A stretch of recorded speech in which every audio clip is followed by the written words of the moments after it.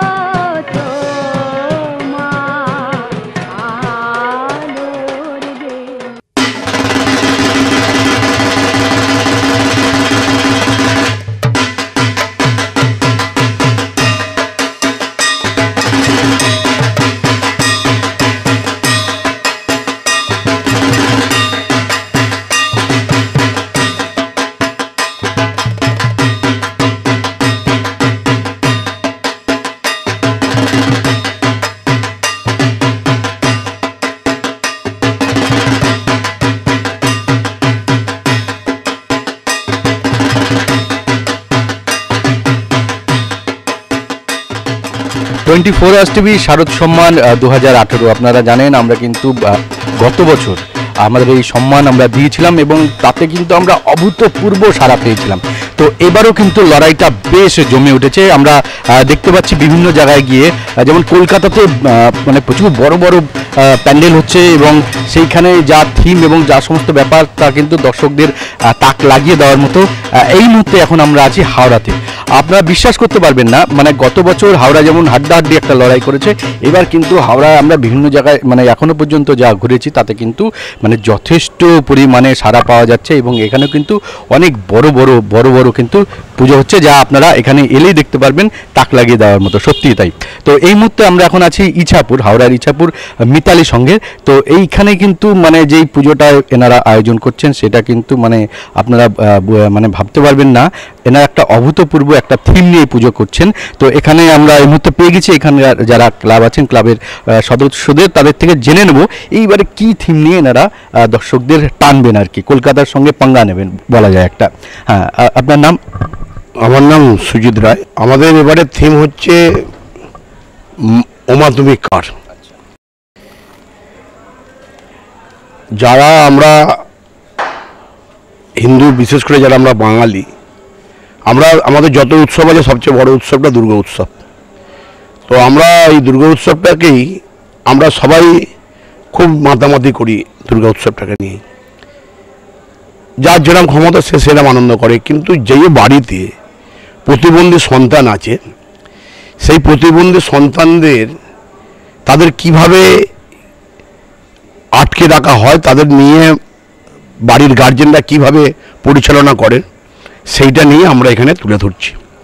আমরা তুলে ধরছি এই কারণেই, প্রতিবন্ধী সন্তানরা মনে করুন যাদের আছে, বিশেষ করে যাদের ছেলে আছে, তারা কিন্তু একটা সময় খুব জোর নেয়, খুব জোর হয়। সবাই তো আর লোক রাখার পয়সা থাকে না, যারা নিজেরা থাকে। কিন্তু ওই পুজো কটা দিন অন্তত একটা দিনও অন্তত মা বাবা চাবি দিয়ে সামনে 2, 3, 4টে ঠাকুর দেখে। এবার যখন দেখতে যাওয়া হয় ওর তালা দিয়ে চলে যাওয়া হচ্ছে, তখন এই প্রতিবন্ধী সন্তানগুলো এদের মনের ইচ্ছা কোনোদিন কিছু হয় না, এরা খাঁচায় পাখির মতো এদের অবস্থা। আর এদেরকে পুরো আগ্রাসের মতো মানে নিংড়ে নেওয়া হয়। তো এরা জালে জড়িয়ে গেছে। তাই এরা আপনি দেখতে পাবেন এখানে আমাদের সমস্ত আমাদের প্যান্ডেল মণ্ডপটাই চিঠিতে ভরা, লক্ষ লক্ষ চিঠি আমাদের এখানে চিঠি থাকবে, চিঠিতে ভরা। এবং এরা টেলিফোন কথা বলতে পারে না, ফোন করতে পারে না, ফোন নিয়ে কৈলাসে ফোন করছে, এরা কৈলাসে চিঠি পাঠিয়েছে যে ওমা তুমি কার। তখনই মা দুর্গা লড়াই না করে এদের ডাকে সাড়া দিয়ে মা দুর্গা নিজে নেমে এসে, কৈলাস থেকে মর্তে নেমে এসে, আমরা সেটা দেখাচ্ছি যে কৈলাসে স্বর্গের সিঁড়িও আমরা দেখাচ্ছি। মা দুর্গা নেমে এসে বলতে চাইছেন আমি সবাইয়ের মা, তোমাদেরও মা। একটা জিনিস দেখবেন, আমরা এখানে দেখাবো আমরা প্রতিবন্ধী সন্তানদের, তারা আয়নাতে নিয়ে দাঁড়িয়ে আছে, আয়নায় ধরে দাঁড়িয়ে আছে, বসে আছে, কিন্তু তাদের মুখগুলো দেখানো হয়নি। কারণ আপনি আমরা কেউ প্রতিবন্ধী হতে পারতাম বা ওরা কেউ ভালো হয়ে যেতে পারত।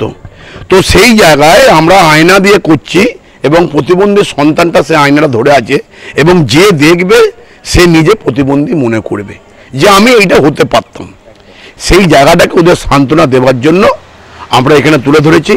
এবং আমরা যতটা সম্ভব আমরা চিন্তা করেছি এবারে আমরা প্রতিবন্ধী সন্তানকে দিয়েই কোনো একটা ছেলেকে দিয়েই আমরা এবার উদ্বোধন করাবো। আমাদের গত বছর রাজ্যপাল এসেছিলেন, গত বছর আমরা অনেক প্রাইজ পেয়েছিলাম। আমরা এবছর আমরা আগেও আনন্দবাজার পুরস্কারও পেয়েছি, নানা রকম পুরস্কার পেয়েছি। তো এবারে আমরা 24 ঘন্টাকে অনেক থ্যাঙ্কস জানাবো যে 24 আওয়ার্সকে। আমরা আজকের দিনে হাওড়া জেলায়, বিশেষ করে হাওড়া শহরে আমরা যে থিমটা করছি, আমরা সবাইকে আহ্বান জানাবো ইচ্ছাপুর হাই স্কুলের কাছে, ইচ্ছাপুর মিতালি সংঘ, আপনারা যদি সবাই আসেন, অন্তত আপনারা সব পুজোই দেখুন, কিন্তু একবার অন্তত এসে ইচ্ছাপুর মিতালি সংঘের পুজোটা দেখুন। এবং আমাদের নতুন ভাবনা, নতুন নিয়ে আমাদের থিমটা করছি, যেটা কেউ কল্পনা করতে পারিনি। আমাদের মেন ব্যাপার হচ্ছে মনোবিকাশ কেন্দ্রকে। একদমই তাই, সত্যি আমরা বিভিন্ন জায়গায় বিভিন্ন থিম ইতিপূর্বে বিগত পুজোগুলোতে দেখেছি এবং এখনও কিন্তু দেখছি। সাবেকিয়ানা থেকে পুজো যেন বেরোতে চাইছে কিছুটা থিমের দিকে, তো থিমের লড়াই চলছে, কিন্তু তার মধ্যে দিয়ে এনারা যেই থিমের কথাটা তুলে ধরলেন, যে সত্যি কথা, আমরা কিন্তু পুজোতে সবাই নিজেদের ড্রেস নিয়ে নিজেরা কী খাবো, কীভাবে কোথায় কোথায় ঘুরবো, শিডিউলগুলো কিন্তু আমরা সাজিয়ে ফেলি, কিন্তু ঘরের মধ্যে যদি কেউ প্রতিবন্ধী থাকে, মানে যাদের প্রতিবন্ধী কোনো পরিবারের সদস্য ঘরে থাকে, তারাই কিন্তু তার ব্যাপারটা কিছুটা বুঝতে পারে, কিন্তু বুঝলেও সে পুরোপুরি ব্যাপারটা বুঝে উঠতে পারে না যে তার মনের কি আকুতি, বা সে কি করে মাকে ডাকতে চাইছে। এই পুজোর আনন্দের দিনগুলোতে আমরা আত্মহারা হয়ে পড়ি নিজেদের নিয়ে, কিন্তু তাদের কথা কেউ ভাবে না। ভেবেছে ইচ্ছাপুরের মিতালি সংঘ, এবং সেই জন্য হ্যাঁ, সম্পাদকও রয়েছে, সাধারণ সম্পাদক। দাদা, আপনার নাম, আপনি কি বলবেন? আবার হ্যাঁ, পেয়ে গেছি পুজো কমিটির সেক্রেটারিকে। তো দাদা, আপনার নাম? আমার নাম সুবিদ রায়। তো এই যে এত সুন্দর যে একটা আপনারা যে পরিকল্পনা করেছেন থিম তুলে ধরার জন্য, তো এই যে থিমটা, যে যারা আপনাদের সদস্য আছেন, নবীন বলুন, প্রবীণ বলুন, তাদের থেকে কীরকম সাহায্য পাচ্ছেন, বা তারা কতটা মানে সায় দিল এই যে থিমটা করলেন তার জন্য? আমাদের ছোট থেকে বড় সমস্ত সদস্যই সহযোগিতা করছে, এবং বাড়ির মহিলারাও এগিয়ে এসছে। এই জন্য আমরা এই জিনিসটা আরও ভালোভাবে ফোটাতে পারছি। আপনারা দেখছেন ইতিমধ্যেই কিন্তু অনেক কিছু, মানে পুরো কাঠ দিয়ে এবং বিভিন্ন, মানে কি বলবো, পাইপ দিয়ে মণ্ডপটাকে বিশাল বড় একটা, বিরাট একটা বৃহদাকৃতির একটা কিন্তু মণ্ডপ, সেই মণ্ডপ তৈরি করা হয়েছে।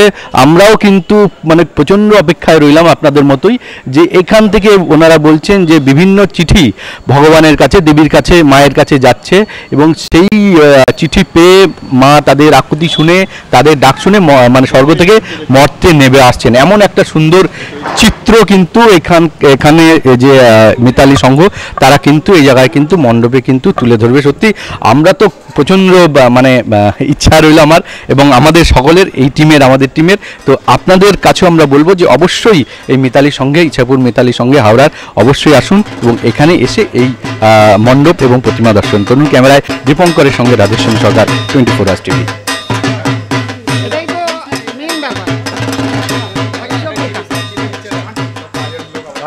কাজের লোক, উনি একদম কাজের লোক, একদম পুরো রেডি আছে।